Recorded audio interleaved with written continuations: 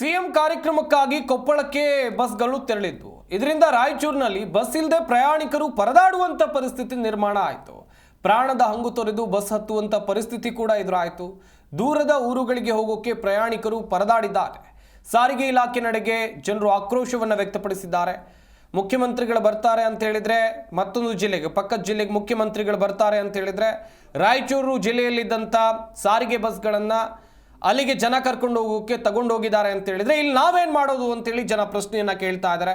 ಒಂದು ಬಸ್ನಲ್ಲಿ ಸಂಚಾರ ಮಾಡೋಕ್ಕೆ ಎಷ್ಟೆಲ್ಲ ಕಷ್ಟಪಡಬೇಕಾದಂಥ ಪರಿಸ್ಥಿತಿ ಎದುರಾಗಿದೆ. ಫುಟ್ಬೋರ್ಡ್ನಲ್ಲಿ ನಿಂತ್ಕೊಂಡು ನೇತಾಡ್ಕೊಂಡು ಹೋಗ್ತಾ ಇದ್ದಾರೆ. ಇಂಥ ಪರಿಸ್ಥಿತಿ ಯಾವುದೋ ಕಾರ್ಯಕ್ರಮಕ್ಕೆ ಯಾವುದೋ ಗಣ್ಯ ವ್ಯಕ್ತಿಗಳು ಕಾರ್ಯಕ್ರಮ ಮಾಡ್ತಾರೆ, ರಾಜಕೀಯ ವ್ಯಕ್ತಿಗಳ ಕಾರ್ಯಕ್ರಮ ಮಾಡ್ತಾರೆ ಅಂತ ಹೇಳಿದ್ರೆ ಸಾರಿಗೆ ಬಸ್ಗಳನ್ನೆಲ್ಲ ಆ ಕಡೆಗೆ ಬಿಟ್ಬಿಡು. ಇಲ್ಲಿ ಜನ ಒದ್ದಾಡಬೇಕು, ಪ್ರಯಾಣ ಮಾಡೋಂಗೂ ಇಲ್ಲ. ಅಷ್ಟರ ಮಟ್ಟಿಗೆ ಪರಿಸ್ಥಿತಿ ಹದಗೆಟ್ಟಿದೆ. ರಾಯಚೂರಿನಲ್ಲಿ ಆದಂಥ ಸ್ಥಿತಿ ಹೆಂಗಿತ್ತು ಅಂತ ನೀವು ಕೂಡ ನೋಡ್ತಾ ಇರ್ಬೋದು. ಪಕ್ಕದ ಜಿಲ್ಲೆ ಕೊಪ್ಪಳದಲ್ಲಿ ಮುಖ್ಯಮಂತ್ರಿಗಳ ಕಾರ್ಯಕ್ರಮ ಆಯಿತು. ಅಲ್ಲಿಗೆ ಜನ ಕರ್ಕೊಂಡು ಹೋಗೋಕೆ ಇಲ್ಲಿನ ಸಾರಿಗೆ ಬಸ್ಗಳನ್ನು ಬಳಸಿದ್ದಾರೆ. ಇಲ್ಲಿಗೆ ದಿನನಿತ್ಯ ಓಡಾಡ್ತಾ ಇದ್ವಲ್ಲ ಆ ಬಸ್ಗಳನ್ನು ಬಳಸ್ಕೊಂಡಿದ್ದಾರೆ. ಹೀಗಾಗಿ ಬಸ್ಗಳ ಸಂಖ್ಯೆ ಕಡಿಮೆ ಆಗಿದೆ. ಜನ ಬಸ್ ಇಲ್ಲದೆ ಪರದಾಡಿದ್ದಾರೆ. ಒಂದಷ್ಟು ಜನ ಹೋಗಲೇಬೇಕು ಎನ್ನುವಂಥ ಅನಿವಾರ್ಯ ಕಾರಣದಿಂದ ಬಸ್ನಲ್ಲಿ ಹೀಗೆ ನೇತಾಡ್ಕೊಂಡು ಹೋಗಿದ್ದಾರೆ. ಇನ್ನೊಂದಿಷ್ಟು ಜನ ಬಸ್ ನಿಲ್ದಾಣದಲ್ಲಿ ಪರದಾಡುವಂಥ ಪರಿಸ್ಥಿತಿ ನಿರ್ಮಾಣವಾಯಿತು. ರಾಯಚೂರಿನ ಕತೆ ಇದು. ಅಕ್ಕಪಕ್ಕದ ಜಿಲ್ಲೆಗಳಲ್ಲೂ ಕೂಡ ಅಂಥದ್ದೇ ಕತೆಗಳು ಆಗಿರಬಹುದು. ರಾಯಚೂರಿನಲ್ಲಿ ಬಸ್ ಇಲ್ಲದೆ ಪ್ರಯಾಣಿಕರು ಪರದಾಡಿದ್ರು.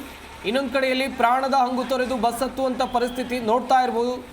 ಯಾವ ರೀತಿಯಾಗಿ ಪ್ರಯಾಣವನ್ನು ಮಾಡ್ತಾ ಇದ್ದಾರೆ. ಕಾಲಿಡೋದಕ್ಕೂ ಜಾಗ ಇಲ್ಲ. ಒಂದು ಬಸ್ನಲ್ಲಿ 2 ಬಸ್ನಲ್ಲಿ ಹೋಗುವಷ್ಟು ಜನ ಹೋಗೋಕ್ಕೆ ಸಾಧ್ಯ ಆಗುತ್ತಾ? ಅಂಥ ಪರಿಸ್ಥಿತಿ. ಅನಿವಾರ್ಯ ಕಾರಣ, ಕೆಲಸಕ್ಕೋ ಅಥವಾ ಕಾಲೇಜಿಗೋ ಇನ್ನೊಂದು ಊರಿಗೋ ಹೋಗಲೇಬೇಕಾದಂಥ ಅನಿವಾರ್ಯತೆ ಅವರಲ್ಲೂ ಇರುತ್ತೆ. ಹೀಗಾಗಿ ಒದ್ದಾಡಿಕೊಂಡು ಪ್ರಯಾಣವನ್ನು ಮಾಡ್ತಾ ಇದ್ದಾರೆ. ಇದು ನಮ್ಮ ರಾಜ್ಯದಲ್ಲಿನ ಪರಿಸ್ಥಿತಿ. ಸಾರಿಗೆ ಇಲಾಖೆ ಅಧಿಕಾರಿಗಳು ಏನು ಮಾಡ್ತಾ ಇದ್ದಾರೆ? ಹಾಗಾದರೆ ಸಾರಿಗೆ ಇಲಾಖೆ ನಡೆಗೆ ಪ್ರಯಾಣಿಕರು ದೊಡ್ಡ ಮಟ್ಟದಲ್ಲಿ ಆಕ್ರೋಶವನ್ನು ವ್ಯಕ್ತಪಡಿಸಿದ್ದಾರೆ.